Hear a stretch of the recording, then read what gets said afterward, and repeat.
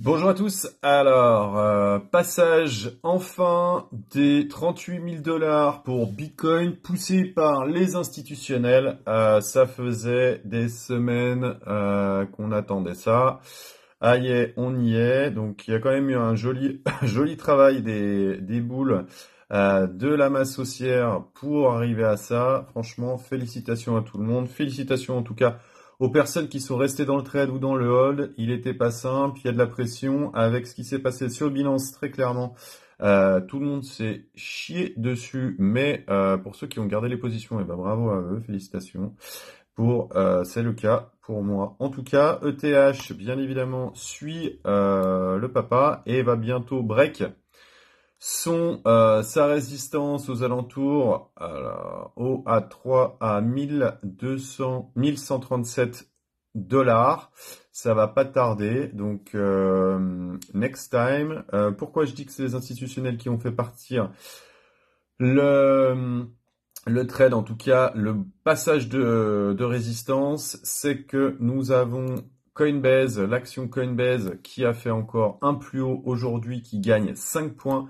MicroStrategy qui est pareil, qui gagne 3 points. Donc, bien évidemment, Coinbase, grand gagnant de ce combat USA contre Binance. Bien évidemment, bah, le fait est que Binance a été mis sur la touche. Coinbase, les USA gagnent toujours. Euh, donc pour revenir, moi j'avais des alertes un peu sur tout. Bito, ben voilà, hein, de ProShare, qui est le plus gros ETF spot Bitcoin pour l'instant, eh bien c'est pareil, il gagne 2 points.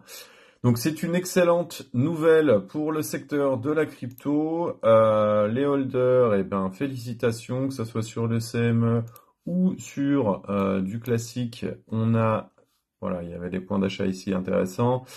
Ça pousse, ça pousse. Là, on est à 38 400 $. Félicitations à tout le monde et pour ceux qui sont restés sur le trade, très clairement. C'était une vidéo qu'il fallait faire parce que c'est un élément très important. Il y a beaucoup, donc la prochaine target est aux alentours de 42. À voir si on y arrive. Est-ce que il y a une possibilité pour qu'on fasse un pouf, pouf. Clairement, c'est tout à fait probable que l'on passe que l'on revienne dans cette zone-là pour retravailler, pour enfin repartir. Alors là, l'avenir nous le dira, hein, très clairement. Je ne suis pas Madame Myrna.